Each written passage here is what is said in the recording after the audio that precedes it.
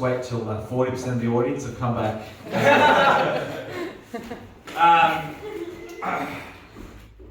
I forgot what I was going to start with. That's terrible. It's a terrible start to the proceedings.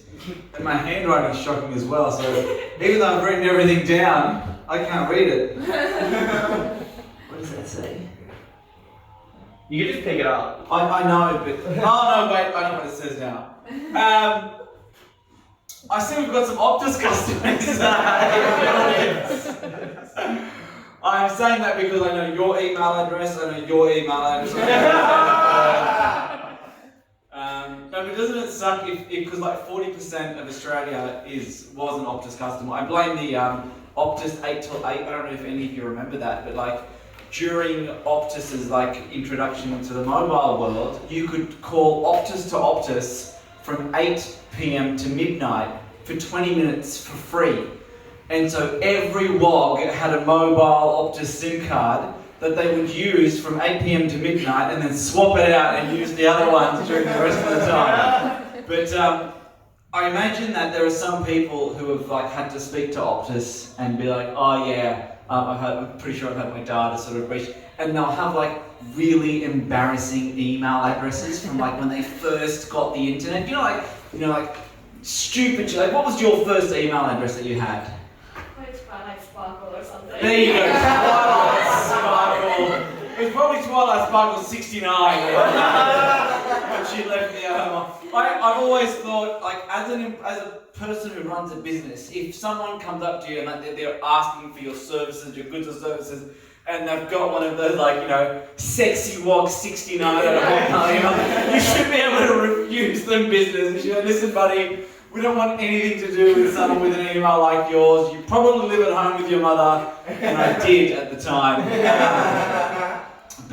So Optus customers, it's great to have you here.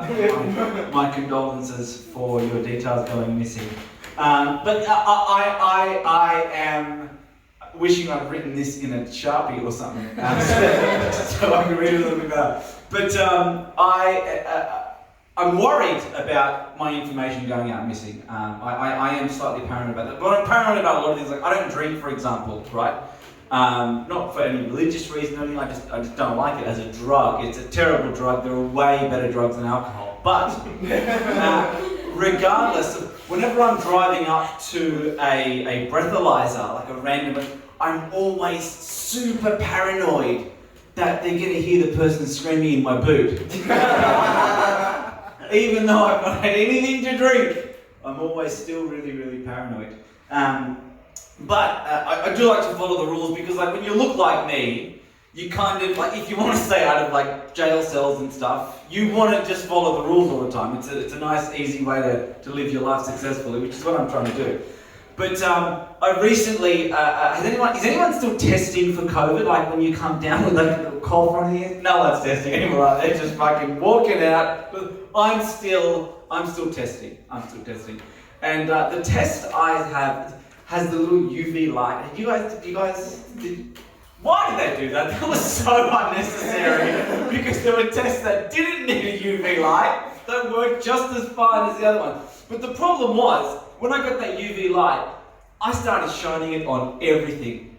And I was amazed at how many things in my house are covered in semen, right?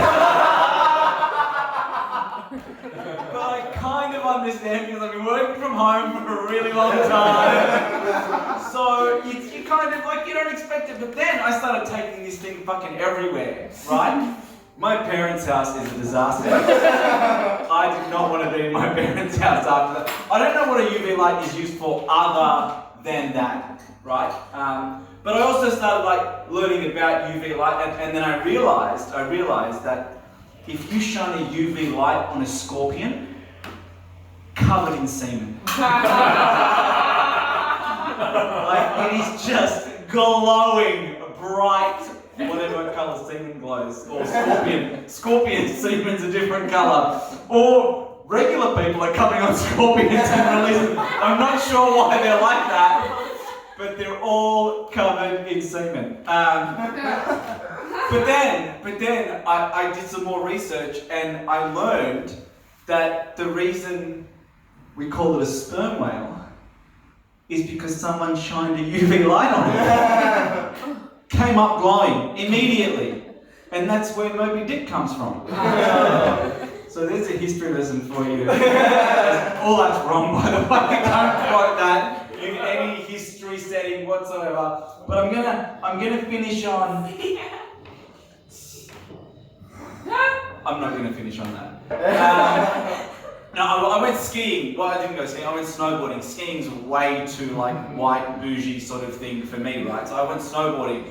And I got hurt like fucking hell. Like my rib, I'm pretty sure was broken. My tailbone is broken. I hadn't been in 15 years. And I realised why I hadn't been in 15 years. Because the last time I went, the same thing happened. I kind of feel like to really appreciate snow, you kind of had to start it when you were like a rich young white kid. Do you know what I mean? Yeah. Because Wods never took their kids to the snow, right? They left deserts, sand. They're not going to walk into a fucking icebox for a fucking holiday. Plus, it's way too expensive for a Wog. I mean, like, my parents would have told me if they'd taken us once, they'd be like, we are never fucking going again because I spent $800 for lift passes and you spent more time on the fucking lift than you did coming down the mountain. And then I'd take you to hospital afterwards. We're never going. So yeah, that's why we don't go skiing anymore. And we go on summer holidays to the beach and the sand where my desert family came from.